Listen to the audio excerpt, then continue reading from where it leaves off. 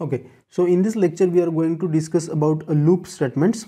Okay, so as you know, the loop statement means what? The looping of statements or iteration of certain kind of statement. So we have already seen the previous two statements there. Now we are moving to the next two statement, that is the go to statement, and then there is a return statement. Okay, so we will first check the go to statement and then we will be checking the return statement. Here, what is go to statement?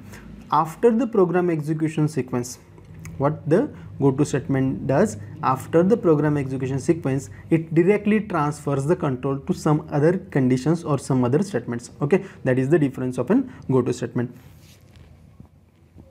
Simply, a go to means a go to any place in a program which we want to go there. Okay, so the statement is, syntax is simply go to is a keyword and there is a statement label on which we need to move on. Okay, so for in this example, check it.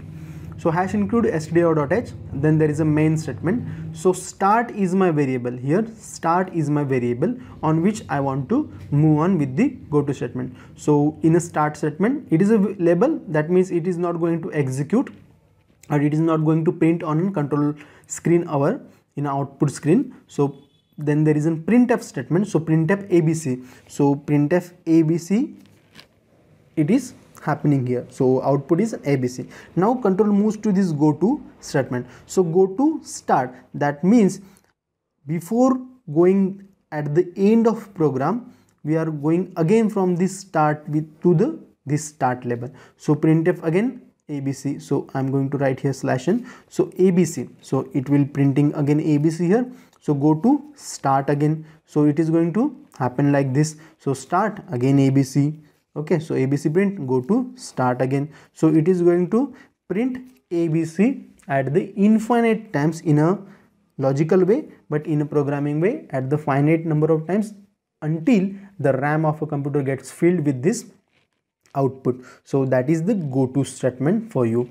Now we will check the return statement. So in a return statement, may have or may not have a value associated with a return statement. Okay, so return statement always transfers a control to certain things or to the operating system. You can consider it.